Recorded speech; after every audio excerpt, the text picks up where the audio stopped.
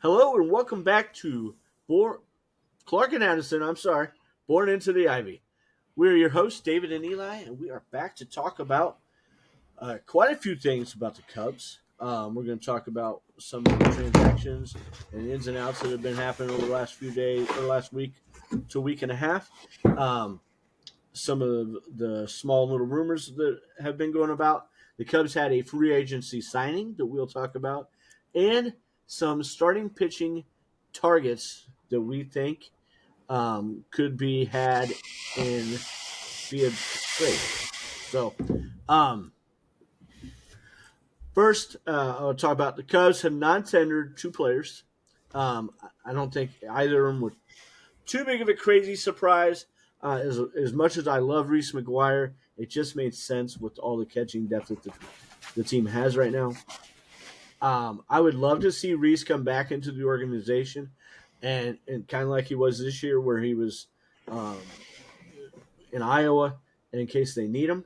But he deserves a MLB guaranteed, contract, yeah. yeah, a guaranteed MLB contract as at the very least a backup. To be honest, so um, a great guy to have on the team, and I wish him all the best. The other guy was a bit of a surprise, but I wasn't terribly surprised. Eli Morgan. It didn't pan out at all. Cubs definitely lost that trade that they made with the Guardians, but because they traded a low level minor league guy to get him, we'll see how that pans out in the long run. But when you only have a guy in your organization 1 year and he really pitched like crap the short amount of time that he pitched, no matter what you gave up, it wasn't a win for sure. You know what I mean? Right.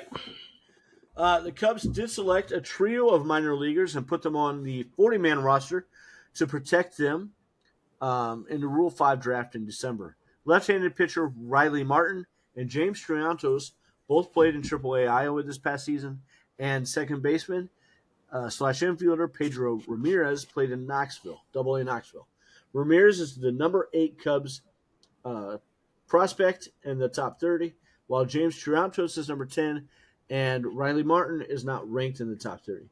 I kind of see Riley as maybe a bullpen type arm Mm-hmm. as he continues to grow. Um, Solid numbers for Riley is 63 and 2/3 innings, 47 games, had one game started, went 6-2, converted 4 of 6 saves with a 2.69 ERA, allowed 35 walks, which was a 13.4% walk rate, a little high, not as low as what you'd like to see him do if he were to come up. Um, but hopefully that kind of, because if you look at his stats, the walk rate continues to go down for him. So hopefully that continues, because he also has 80 strikeouts in those 63 innings, almost 64, at a 30.7% strikeout rate, which is very, very good, and a 1.19 whip. His batting average allowed was 186, and he had a 3.54 FIP for fielding independent pitching. So he had a really good year. Yeah. Mm-hmm. I'm glad that I they like that. signed him. Mm-hmm. I think I really think that he could be a bullpen guy that, at the very least, they could come up when they really need somebody because of injuries or whatever, and go back down when needed. You know what I mean? Right. Uh, a guy, as long as he can throw strikes consistently, looking at the walk rate, that might be an issue at times. I don't think he has quite the velocity of like a Luke Little, but I think everything else falls in line the same way that I view Luke Little. But his Achilles heel has always been not throwing strikes, especially when he comes up to the majors. But Little's got that velocity, man, that I Mm-hmm. love. Um, Pedro Ramirez had a slash line of 280, 346 on base percentage, 386 slugging, and a 732 OPS. In 500 at bats, he had 70 runs, 140 hits, 21 doubles, 4 triples, 8 home runs, 73 RBIs. I was a little surprised at how many RBIs he had with only 8 home runs and everything. 46 walks, struck out 85 times, and 28 stolen bases. So you got some speed in there too. Um, I think he's a solid defender. He's not as good of a defender as James Triantos, though, who had a slash line of 259, 315 on base, 370 slugging, and a 685 OPS. In 440 at bats, he had 69 runs, 114 hits, 24 doubles, 2 triples, 7 home runs, 43 RBIs, 31 walks, 67 Ks, and 31 stolen bases. Man. Triantos definitely has better speed. Triantos had a bad year for what was expected of him this year. And he definitely fell in the prospect rankings. I'm hoping that he bounces back this coming year. Yeah, because he'd be good to have in the lineup with that speed, too. I mean, and he's a good contact hitter. Like, Mm-hmm. think Horner with it. Mm-hmm. You know what I mean? He's a good contact hitter. He just didn't hit for a ton of average, which you need to do when you're not a power hitter. You got to hit for better average, and it's not like he draws a ton of walks either. In 60 more at bats, Ramirez had 15 more walks than Triantos, and I mean that's 1 in every 4 at bats. That's pretty good. So I'd like to see him get a little more patient, maybe a little more selective, but just overall, I hope that he can bounce back and have that average go up to at least in the 280s again at AAA. The problem could be, is he blocking Ramirez at some point? You know what I mean? Right. Triantos also got hurt this past year. He's got plenty of speed. 31 stolen bases and only 440 at bats. That's not bad. Not bad at all. I think all 3 men deserve to be put on the 40-man roster, though. You know what I mean? I agree. So now the 30-man currently sits at 30 or 31 players. I'm not sure if the new free agent signing is considered on that yet officially. So if he's not, then it's 30 players. And they have the least amount of players on the 40-man right now in Major League Baseball. So I found interesting. Guys that are being rumored quite a bit in free agency right now are San Diego Padres right-handed pitchers, former San Diego Padre right-handed pitchers Michael King and Dylan Cease. Dylan Cease is also a former Chicago Cub farmhand who was traded back in the Jose Quintana trade a long time ago. Yeah, that was a long time ago. Cease has been incredibly durable. And ironically enough, that worries me. Mm-hmm. The dude has uber talent. He's a really good pitcher. And maybe I'm being like a negative Nancy, but at some point, like this dude has had Tommy John surgery. He had it when the Cubs drafted him. But he's been incredibly healthy since then. So it's very possible he just knows how to take care of his body and protect himself, but also be very, very efficient. You know what I mean? Right. I just worry that at some point that's going to run out the way that – I mean, he's high 90s with his fastball. He's got some wicked pitches, some wicked movement, spin. I don't know. I'm probably just being overly cautious with that. But, maybe he just learned a different form on how to throw the ball. Well, Maybe he changed his. He actually credits the Cubs with that quite a bit. Yeah. How they had taught him in the minors on how to take care of his arm and his elbow better. So,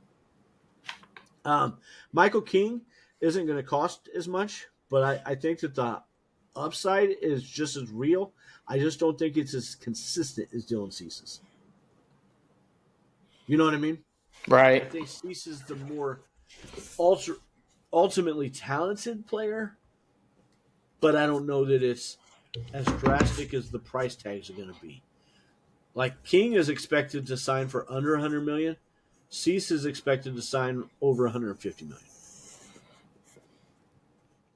I'd do that. That's a major difference. I would be comfortable with 175, 190 million for Dylan Cease, to be honest. I really would. And I'm saying that as somebody who was just saying it worries me a little bit that he hasn't gotten hurt. So I think he's 100% worth it. My guess is if they're going to go the free agency route, though, that they'll go towards King. And I think if we're going after a guy in that tier, I think he's the best one in that tier, the tier that he's in. So which is probably like that third tier type player, maybe second of pitcher, starting pitchers. Um, but that is the rumors are per the Athletics, Patrick Rooney and Sahada Sharma. Those guys, fun to read, fun to listen to. If you ever listen to anybody else's podcast, they have a podcast that's pretty good. I like it a lot. Uh, these are both intriguing names to help anchor the Cubs starting staff, though. John Morosi of MLB Network is reporting that the Cubs are still expected to add at least one more frontline starter after Shota Imanaga accepted the qualifying offer. Mm-hmm. So I think that's a good thing because I think that they need that depth. And the more I thought about, because I was on the last episode and everything, I was pretty critical that we're not considering going after more bats. But if you stop and think about the way that everything was at the trade deadline this last year, there was a whole lot more bats that were traded at the trade deadline than pitching, especially starting pitching, because of the asking prices. Right. So it kind of makes more sense to make sure that you're loaded up for pitching. And then if you need more offense at the deadline, to go get it that way. You know what I mean? Right. I guess it ultimately comes down to how comfortable are we with the young guys and with the guys like Shota and Hap and everything. And as long as they're willing to go get more offense if it's needed, because let's say that one of the young guys just isn't hitting the way we want him to, I'm okay with that as long as they're going to do it. I don't know that the front office / ownership has earned the trust to do it, even if they say they're going to, because they didn't last year. They did it in 25. They swore up and down they were going to do it, and then they didn't.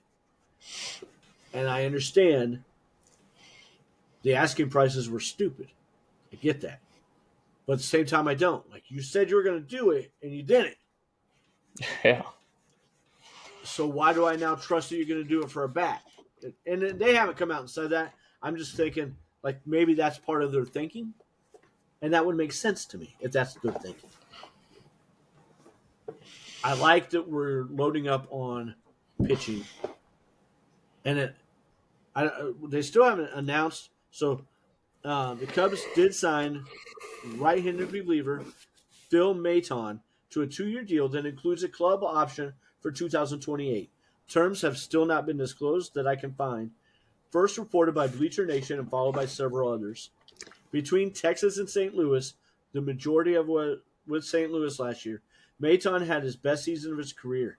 In 63 games, he logged 61 in the third innings, went 3-3 with 4 saves. He had a K percent of 32.7% and a walk rate of 9.3. His ERA was 2.79, and his FIP was even better at 2.6. This is his 5th year in a row that he's had at least 63 games. I think that's an awesome sign because he's very durable. He's ready for his team, and in 4 of the last 5 years, he has been on a roster that made the playoffs. 25 being the last year that he did not, when he was traded to Texas. But they traded for him in hopes of him helping to get them in there. And he did his job. He didn't pitch as well as he did in St. Louis, but he still pitched really well. Mm-hmm. I'm really excited about this signing. I'm excited about it either way, but I'll be more excited about it depending on the terms. If he signed for 2 years and $20 million, I'm not as excited about it as if he signed for 2 years, $12 million or $14 million. Because 6 or even $7 million versus $10 million is a major difference, and what we also can add going forward too. But he's probably the only. He's now one of two players in the bullpen that is going to be trusted with high leverage. The other guys that are currently slated in the bullpen, it's going to be hard pressed to trust them in high leverage right now. You know what I mean? Right. What do you think Well, about this? it honestly makes me feel better if we don't get Caleb Tealbar or Brad Keller. Definitely. I think it's more for that. I feel better with if we can't keep Keller Mm-hmm. with this because he's right-handed. So is Keller. I'm still really hopeful that we keep Thielbar or Pomeranz. Pomeranz, and really, I would love to keep both of them. Mm-hmm. I mean, in a perfect world, we keep both of them.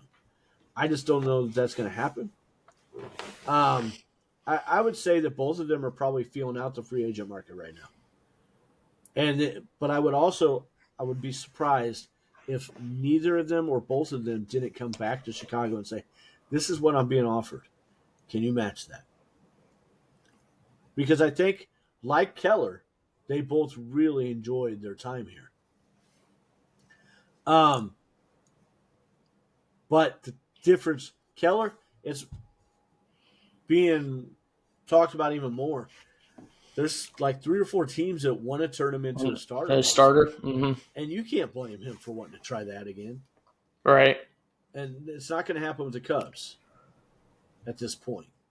I just don't think he's capable. I mean, obviously, he's definitely going to be much better in a bullpen than he would starting.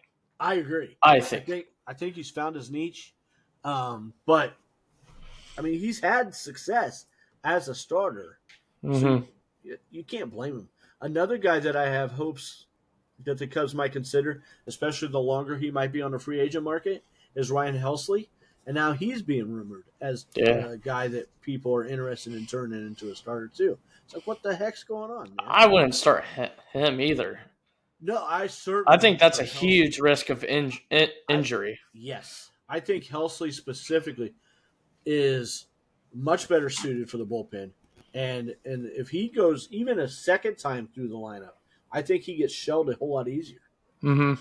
because he's got more of a straight fastball and like I For just how hard he throws, I don't yeah think he should be a starter. that doesn't make sense to me. But I mean, I get like if it's a team like the Pirates, I get why they might take a chance with something like that. Mm-hmm. But not the Pirates. It's not going to be the Pirates. They have a whole lot of good pitching depth. But the Pirates would be in that situation though with an offensive guy who might have the makings of something like you know what I mean? Because they need offense in the worst way. But these are the was it 1, 2, 3, 9 possible trade targets that I had for the Cubs. Chris Pubich with the Royals. He is ARB eligible, has 1 more year left before he is free agent eligible, and he is expected to get in arbitration about $6 million. Give or take some. Always give or take some with the arbitration numbers. But I'm going to tell you what the expected numbers that are being reported. Sandy Alcantara has 1 more year left at $17 million with a club option for 2027 at $21 million. For what this guy has done in the past, $38 million for the next 2 years doesn't sound so bad to me. Yeah. Especially when you consider what even to sign Michael King, it's going to take about 20 to 25 million. Probably closer to 25. So for 17 and then maybe 21, that sounds like a pretty good numbers to me. Edward Cabrera. So I've got 4 Marlins on this list. Edward Cabrera is ARB eligible at just over 3 years of ML service, expected to get around 3.7 million. Max Meyer, ARB eligible, just over 2 years, so he's a Super 2 player, and expected 1.3 million. Ryan Weathers, ARB eligible at 3 years, ML service, 1.5 million. Joe Ryan, ARB eligible at 4 years of service. So he's got 2 more years of club control at 26 and 27. He's expected to get about $5.8 million. Mitch Keller signed 26 through 28 with $16.5 million for 26, $18 million for 27, and $20 million for 28. Mackenzie Gore, ARB eligible, 4 years of service, so 2 years of control at $4.7 million. And Pablo Lopez, $21.5 million each for 26 and 27 for the rest of his deal. Before we go over stats, which I sent you, do any of those jump out at you as I really think that's a crazy idea? I don't like it. A crazy idea? Pablo Lopez, probably. So you don't like the Pablo Lopez idea? Yeah, $21.5 million is a lot. When you can get Mackenzie Gore for $4 million. Yes, but it's also going to cost more prospects wise.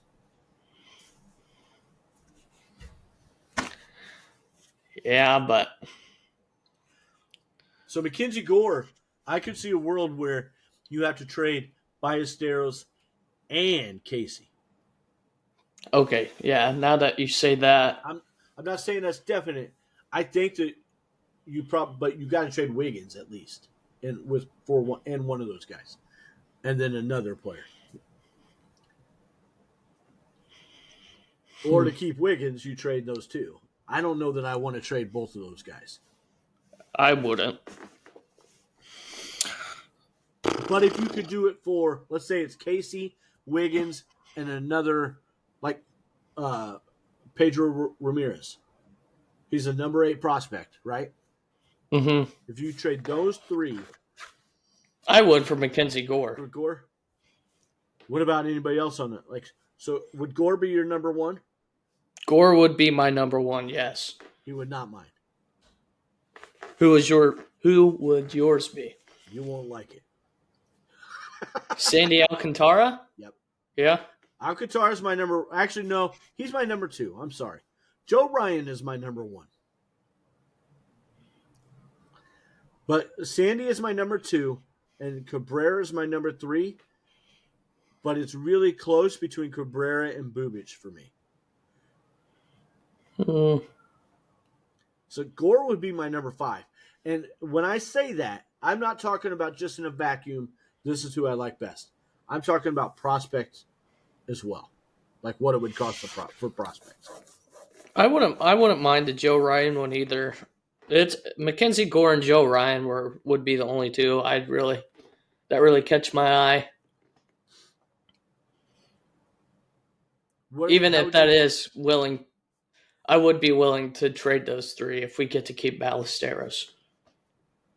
I mean, I get that because ultimately I would too. Mm-hmm. And so let me clarify. If we got Mackenzie Gore for those guys, I would not be sad. I just think that we could do better. You know what I mean? Yeah. You get an extra. No, you don't get it. So Joe Ryan and Mackenzie Gore, it's the same amount of control. You only get 2 years with those guys. I would not want to give up the same amount of prospects for Bubic, even though I think he's just as good, because it's only 1 year. You know what I mean? Right. But I think Sandy Alcantara is the most talented of all these guys, with the exception of Edward Cabrera. I think Cabrera is the most talented of all of them. My worry with Cabrera is injuries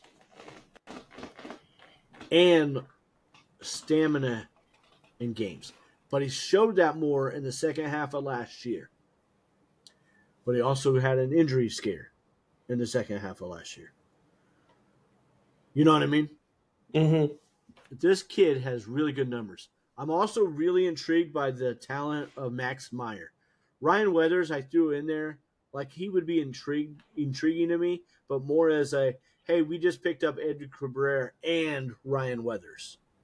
Or Sandy Alcantara and Ryan Weathers. You know what I mean?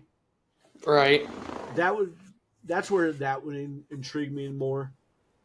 Um, as far as instant high upside, I think is the safest, quote unquote, because there's no such thing as a true safe bet when you're doing this.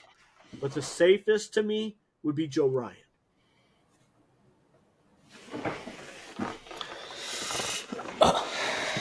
But let me give you some stats and tell you why I feel that this way on some of these guys, okay?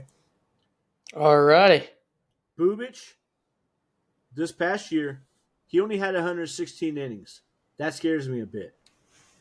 He went 8-7, 20 games started, 116 innings, a 24.4% K rate, only an 8.2% walk rate. I thought that was great.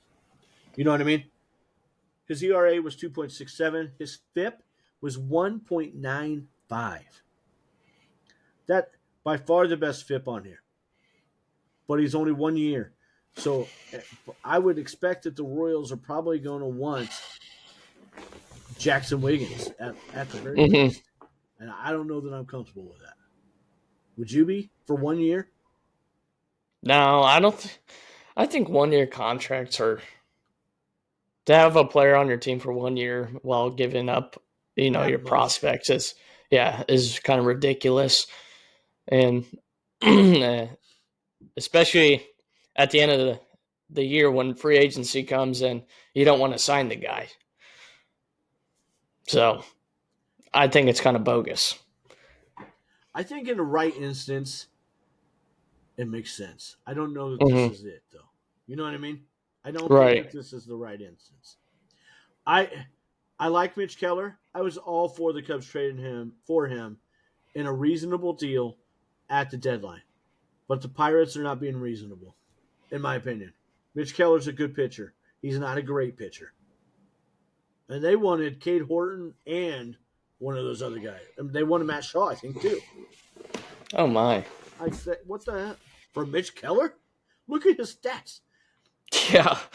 I mean, he ended up with a 4.19 ERA. His career is 4.51. And everybody, like he's got, outside of Sandy Alcantara, he's got the most time pitching in the major leagues. Like he's not on his first round of deal. He's on his No. second deal. He's had a free agency deal. I think they bought him out a couple years, but still. You know what I mean? I like Joe Ryan a lot. Probably, like I said, I think he's the safest guy. He has a 5.7% walk rate while still striking out 28% of his batters faced. That's pretty impressive to me. Yeah, it is. And he had an ERA at 3.42. I think his ERA ends up better behind the Cubs and their defense. I think all of these guys could end up better behind the Cubs defense. Like there's a strong argument to be made for all that. Same with Lopez. But Lopez's ERA, I think most people would be very surprised to hear that his ERA was 4.17 last year. Are you surprised by that? I don't really know much about Pablo Lopez. No, I'm talking. Did I say Lopez? I think so. Mackenzie Gore. Oh, I mean, I feel like a lot of strikeout pitchers, they have those meatball mistakes every once in a while. So no, not really. He's not like a weak. He probably, he's most strikeout pitchers aren't also like weak contact guys. It's usually like hit or miss. So, but Joe Ryan is. Yeah. Sandy Alcantara is. Well, I know Sandy Alcantara is. Edward Cabrera is.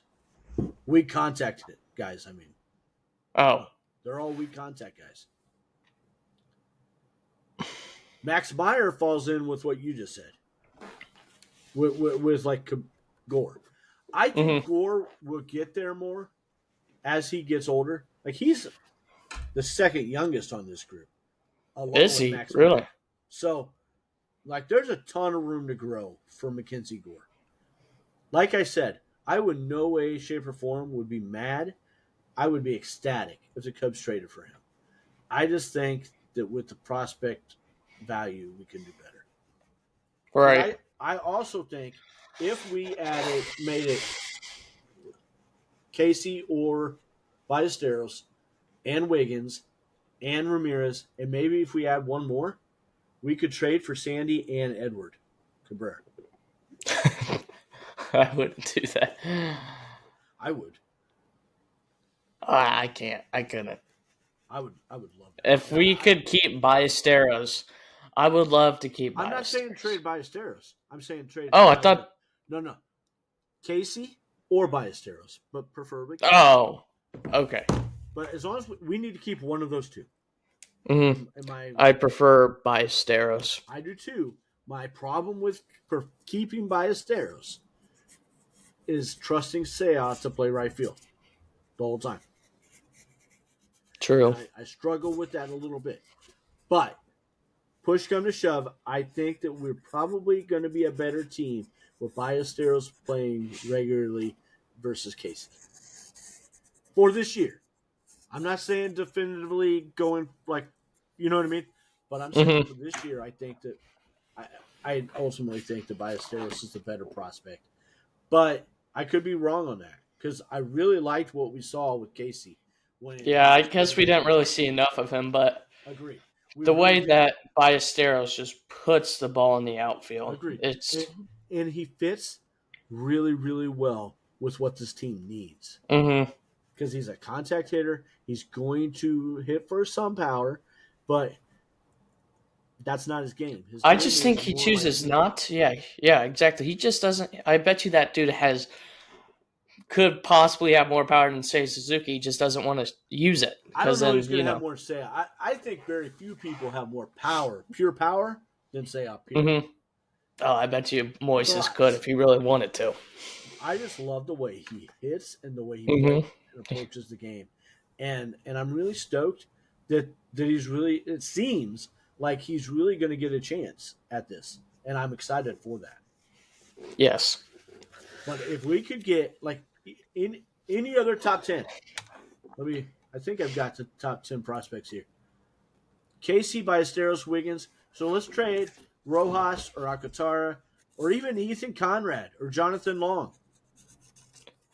We haven't seen anything from Ethan Conrad yet. I know, but all the more reason why I'd be willing to do that. If we could get I think Sandy and Edward Cabrera, it's worth it to me. I don't know. I think we can absolutely get rid of. I just think we can absolutely get rid of Owen Casey and then, build up with Ethan Conrad. Because I think Ethan Conrad could very well be a lot better than Owen Casey. I bet you Ethan Conrad could be a future star. I agree. Conrad, and there's another. And, Conrad can. I think he can play. Yeah. Conrad and Kepley, I'm excited about both of them. Mm-hmm. If anything happens to Michael Busch, I think Ethan Conrad played first base too, along with center field. Ethan Conrad could play anywhere in the outfield. He could probably play I can't remember if he's a righty or a lefty. I think he's a lefty, actually. I think they're both lefties. Yeah. So, he can play first base too. He's a tall, lengthy guy. Agreed. So he can play any position in the outfield. But I'm talking about a 30 and a 27-year-old pitcher who I think are both capable of Cy Young potential. I don't know about Cy Young potential. For Sandy. Sandy definitely has. He's won one. You think so? He's won one. Sandy Alcantara won a Cy Young? 22. Really? So Sandy Alcantara this year went 11-12 in 31 games, 174 and 2/3 innings, only struck out 19%, walked 7.7% though. I love that. His ERA for the year was 5.36. Don't love that. His FIP though was 4.28. It was down a whole run versus what his ERA actually was because he played for a shitty ass team and he pitched for a shitty ass team who is young. There's a lot of good young guys on that Marlins team that you can get excited about. But they could have played defense for anything. They were a bad defensive team. And that shows.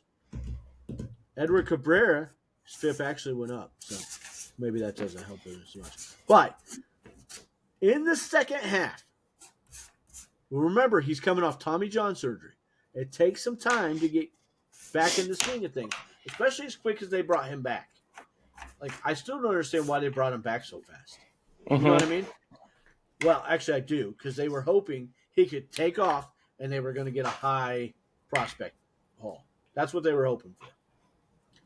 In the second half, he had, in 13 games, 7-3 record, 83 innings. So it's not like it's a small sample size, right?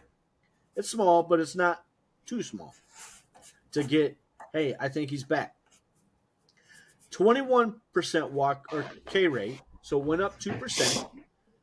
Walk rate went down almost 2% at 6. An ERA of 3.33. The FIP was 3.89. And an opponent's average of 218. He only allowed a 250 batting average of balls in play. 250. That's better than his career average. What's that? I'm telling you, Sandy Alcantara, if he stays healthy, and I think good reason why to believe that he could, is going to be a Cy Young candidate, especially if he's on a team that is competing and plays defense better than what the Marlins did last year. He's going to be a Cy Young candidate. I feel it in my bones, and I want the Cubs to get him. This is who I want. This is who I hope they can get. And I could tell. and this is part of it, too, because I don't think that he will cost the same as Joe Ryan or Mackenzie Gore, prospect-wise. One, he's making a whole lot more money, but he's still not making what it would cost to go get and add somebody via free agency. And I think that we could get him without giving up Wiggins.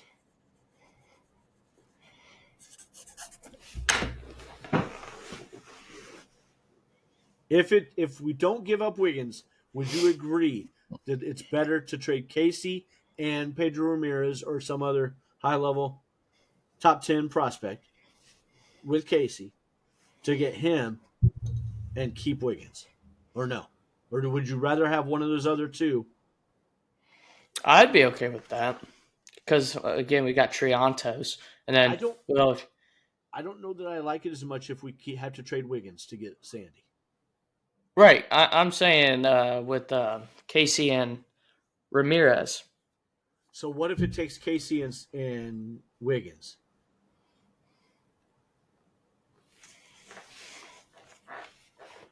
Don't know. Just those two to get Sandy Alcantara. Does it make more sense to you to get one of the other two guys and add in the third prospect at that point? It kind of does to me. Yeah. It does to me because you're saving a ton of financials that way as well. You know what I mean? Yeah, for sure. And, Cubbies love to save their financials, so. But hopefully they're saving that to add some like more bullpen to maybe then we can go get Devin Williams. I think getting Sandy Alcantara versus trading for or signing a guy like Michael King helps save enough money that maybe we can go get a Devin Williams type guy too. Because I'm excited about that possibility too. I would love to see Devin Williams in the Cubs bullpen this year. Like, that's the guy that I would really like to see them take a chance on, pay a little more money than what they're used to paying for a reliever, and go get him. Because I've seen what he can do for Council. Oh, yeah, you talked about him last episode. And he didn't pitch as bad as what his numbers look like in 25 either. But everything is overdone in New York all the time, every time. I hate the Yankees. Yeah, they destroyed Marcus Stroman too. So yeah. It's just that pitching staff. So all that, did I convince you? Is Sandy your number one now? Or yeah, really? I guess so. Yeah, I still like Joe Ryan, but tell me if you don't agree. That's cool. No, I agree. Again, you know sense? a lot more about this than I do. So I have no choice pretty much but to agree with you because that's not true. You always have No, here's the thing. I can't disagree if I don't have any backup.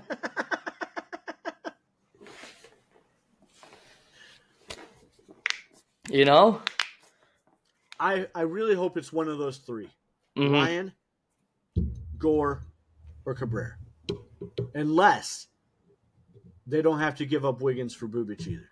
Then I might move Bubic ahead of Gore at that point. But I think that they would still have to give up Wiggins for Bubic.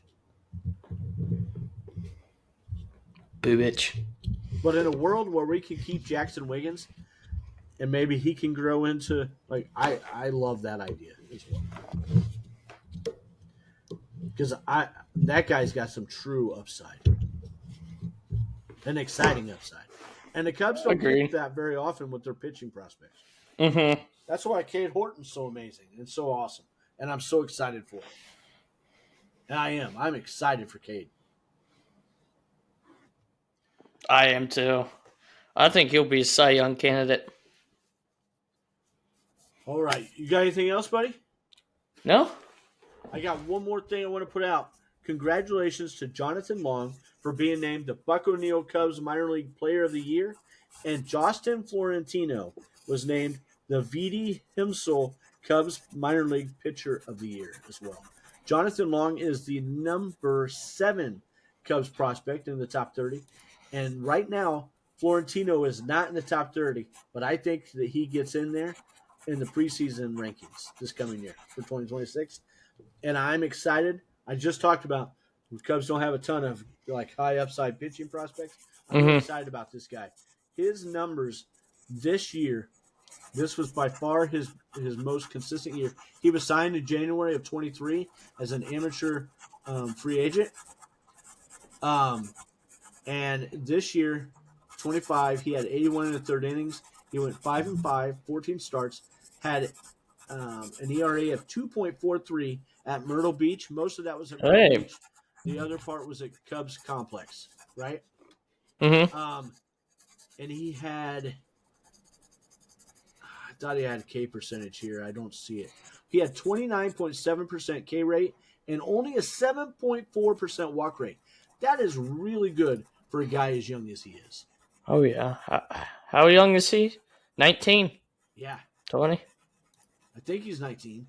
He's 20. Man. He's 20. I need to be doing better things with my life.